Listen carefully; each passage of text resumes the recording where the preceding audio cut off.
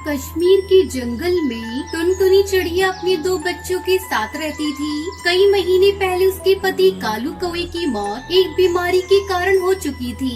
कालू कौवा गुब्बारे बेचा करता था। जंगल में बारिश का मौसम शुरू हो चुका था। हे भगवान, 2 दिनों से मूसलाधार बारिश हो रही है जंगल में। घर का सारा राशन भी खत्म हो गया।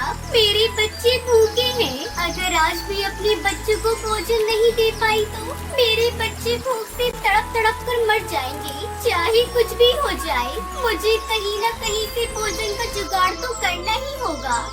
टुनटुनी हरिया तोता के घर भोजन मांगने के लिए जाती है। तब तक ये भूखे हैं, बारिश में भोजन लाने भी नहीं जा पाई। थोड़ा बहुत मेरे बच्चों के लिए दे दीजिए।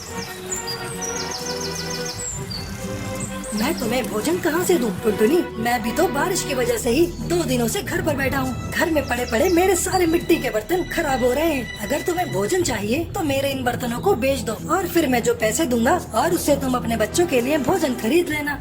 लेकिन हरिया भैया, चारों तरफ पानी भरा हुआ है। मैं बर्तनों को बेचने कैसे जाऊंगी? तुम अपने घर जाओ। अगर तुम मिट्टी के बर्तन बेचने नहीं जाओगी तो वैसे भी तुम्हारे बच्चे भूख से तड़प तड़प कर मर जाएंगे। मेरी मानो तो बारिश की चिंता मत करो, अपने बच्चों की चिंता करो और इन मिट्टी के बर्तनों को बेचने चली जाओ। बारिश का मौसम है, मिट्टी के बर्तन हाथों हाथ बिक जाएंगे।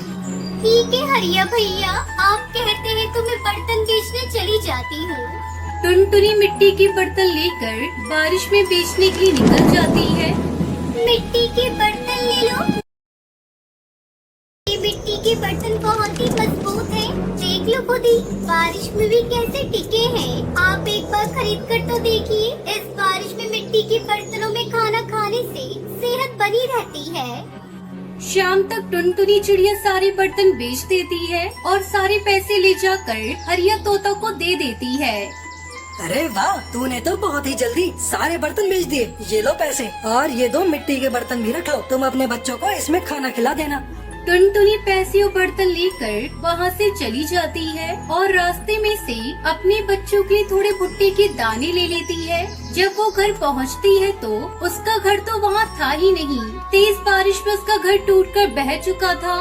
दोनों बच्चे पास के पेड़ पर बैठकर रो रहे थे। मम्मा, अपना घर बारिश में टूटकर बह गया। बच्चों, तुम लोग सुरक्षित तो हो ना? तुम्हें कहीं चोट तो नहीं लगी? नहीं मम्मा, हमें कहीं चोट नहीं लगी, लेकिन हमारा घर टूट गया। अब हम कहाँ रहेंगे मम्मा? अभी तुम लोग घर की चिंता मत करो। ये लो कुछ भुट्टे के दाने हैं, इसे खाकर अपनी भूख मिटाओ। तभी वहाँ से एक परी गुजर रही होती है। वो उस बेसहारा माँ को देखकर रुक जाती है। क्या हुआ चिड़िया रानी, तुम उदास क्यों हो? परी माँ, मेरा नाम टुनटुनी है और ये मेरे बच्चे हैं। बारिश में हमारा घर टूट गया है। अब हम बेसहारा हैं, खाने को भी नहीं है। उस बेसहारा माँ की बातें सुनकर परी अपनी जादुई छड़ी से उन्हें जादुई मिट्टी और फल के बीज देती है। टुनटुनी इस जादुई मिट्टी में उन बीजों को दबा देती है।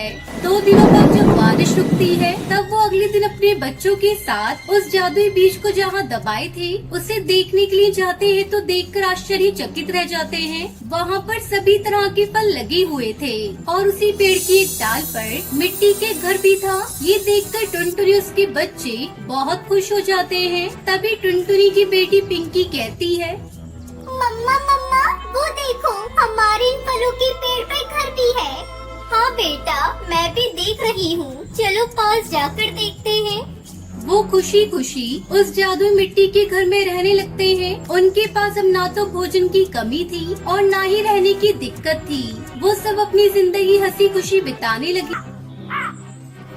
किसी जंगल में टुनटुनी चिड़िया अपने मम्मी पापा के साथ रहा करती थी। उसे गाना गाना बहुत ही पसंद था, इसलिए वो अपनी पढ़ाई के बाद जो समय मिलता उसमें गाना सीखा करती थी। तू नहीं तो ये रुत, ये हवा, क्या करूं, क्या करूं। तू नहीं तो ये रुत, ये हवा, क्या करूं। दूर तुझसे मेरे बता, क्या करूं, क्या करूं। सुना सुना है जहां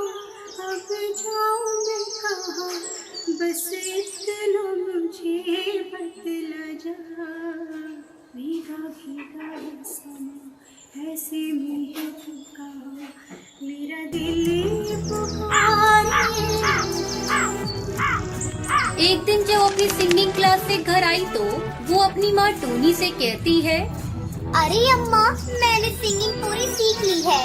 मैं जल्दी अपना सिंगिंग एकेडमी खोलूंगी, जहाँ मैं गरीब बच्चों को बिल्कुल कम फीस में सिंगिंग सिखाऊंगी। टुनटुनी, अब ये सिंगिंग विंगिंग बहुत हो गया। तुझे सिंगिंग बहुत पसंद थी ना, इसलिए मैंने तुझे आज तक सिंगिंग सीखने से मना नहीं किया। लेकिन अब तू बड़ी हो गई है, कुछ ही दिनों बाद तेरी शादी हो जाएगी, फिर तू अपने ससुराल में जाकर सिंगिंग एकेडमी खोलते रहना। तब तक आप लोग कमेंट पे बताएं 76 - 67 कितने होते हैं। नहीं माँ, मैं अभी शादी नहीं करूँगी, मुझे शादी नहीं करनी। खबरदार, जो तूने इस विषय पे एक बात और बोली तो मैंने तेरी शादी के लिए तेरी मासी से कहा है, कोई अच्छा रिश्ता मिलते ही मैं तुम्हारी शादी कर दूंगी। टुनटुनी चुपचाप अपनी माँ की बातों को सुनती रही और कुछ न बोली। जल्दी उसका रिश्ता कालू कौवे से हो जाता है। कालू की शहर में बहुत अच्छी नौकरी थी। एक दिन टुनटुनी अपनी सास के साथ बैठी थी, तभी उसकी सास कहती है, अरे बहू, मैंने सुना है तू शादी के पहले सिंगिंग भी सीखा करती थी। हाँ माँ जी, मैंने सिंगिंग सीखी तो है, क्योंकि मुझे गाना गाना बहुत अच्छा लगता है। मैं सोच रही थी अपना सिंगिंग एकेडमी खोलूं और अपने हुनर को आगे बढ़ाऊं। आपका इतना बड़ा घर है, अगर आपकी आज्ञा हो तो मैं अपना सिंगिंग स्कूल खोल लूं। अरे नहीं नहीं बहू, ये तुम क्या कह रही हो? दोबारा ऐसी बात करना भी मत। तुम्हें बहू बना कर लाए इस घर में, गायिका बनाने के लिए नहीं। मेरा बेटा बहुत अच्छा कमाता है, तुम्हें क्या जरूरत है सिंगिंग स्कूल खोलने की? अब उठो और जाकर मेरे लिए जल्दी से कच्ची चाय बना कर लाओ। तुम्हारी बातें सुनकर मेरे सर में दर्द होने लगा। उस दिन के बाद से टुनटुनी ने सिंगिंग एकेडमी के बारे में बात करना ही छोड़ दिया। इस तरह से समय गुजरने लगा। एक दिन टुनटुनी पर मुसीबतों का पहाड़ टूट पड़ा जब कालू को ऑफिस से घर नहीं लौटा। माँ जी, बहुत देर हो गई, अभी तक ये ऑफिस से घर नहीं आए। मेरा जी बहुत घबरा रहा है, कहीं कोई अनहोनी ना हो गई हो इनके साथ। आप जल्दी जाकर पता करके आइए ना माँ जी। बहू, तो बेकार में जरा सी बात पर परेशान हो जाती है। आ जाएगा कालू, कहीं किसी काम में बिजी हो गया होगा, थोड़ा इंतजार कर ले। इस तरह पूरी रात गुजर जाती है, पर कालू घर नहीं लौटता। माँ जी, अब तो आपको इन्हें देखने जाना ही होगा। ठीक है बहू, मैं अभी जाती हूँ, तू हौसला रख। सुंदरी कौवी अपने बेटे को ढूंढने के लिए जाती है तो रास्ते में उसे कालू मरा हुआ पड़ा मिलता है। वो रोती बिलखती घर पहुँचती है। अरे बहू, हम बर्बाद हो गए बहू, मेरा बेटा अब दुनिया में नहीं रहा। अब हमारा क्या होगा बहू? एक ही तो घर में कमाने वाला था, ऊपर वाले ने उसे भी हमसे छीन लिया।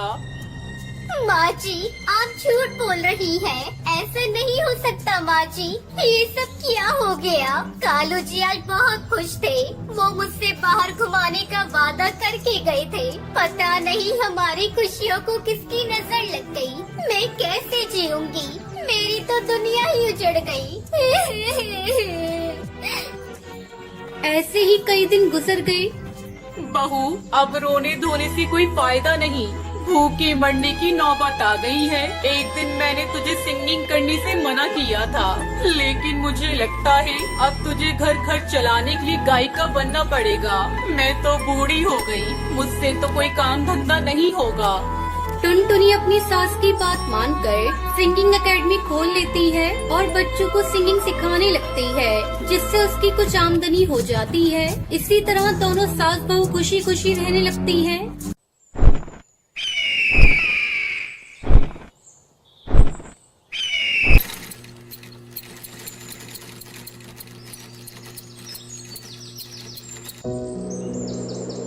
हिमाचल के जंगल में कालू कौवा अपनी पत्नी टूनी चिड़िया के साथ रहता था। उसकी बेटी का नाम टुनटुनी था। कालू कौवा एक दर्जी था। जंगल के सभी पक्षी अपने कपड़े कालू से ही सिलवाया करते थे। एक दिन टुनटुनी अपनी सहेली रानी चिड़िया और हरी तोती के साथ खेल रही थी। तभी रानी चिड़िया कहती है, अरे टुनटुनी, तुमने सुना? सेठ जी के बेटे का कल जन्मदिन है। उन्होंने जंगल के सभी पक्षियों को बुलाया है। मैं अपनी मम्मी पापा के साथ जाऊंगी, तू भी जाएगी? बहुत मजा आएगा।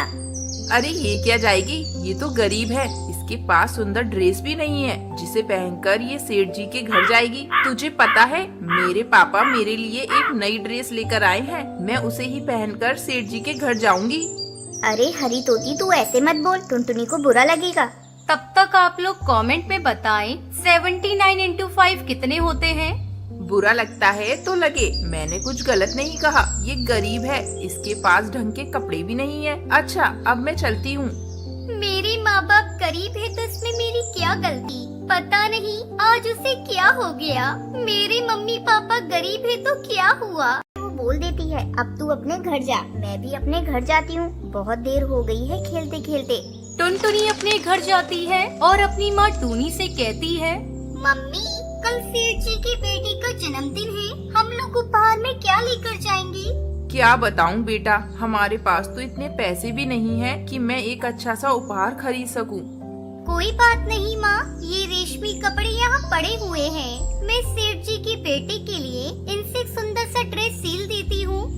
हाँ टुनटुनी बेटा, ये ठीक रहेगा। तुम अभी से ही ड्रेस सिलना शुरू कर दो, रात भर में ड्रेस सिलकर तैयार हो जाएगा।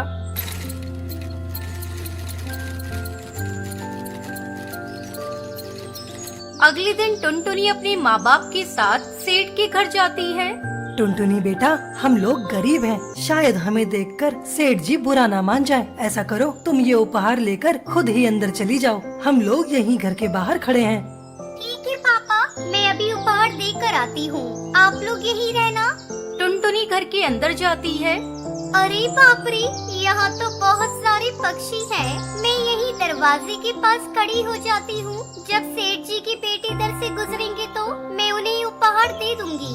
टुनटुनी को खड़ी खड़ी बहुत देर हो जाती है। अचानक एक पक्षी उसे पकड़कर सेठ के पास ले जाता है। सेठ जी, ये चोर है, चोरी करके भाग रही थी।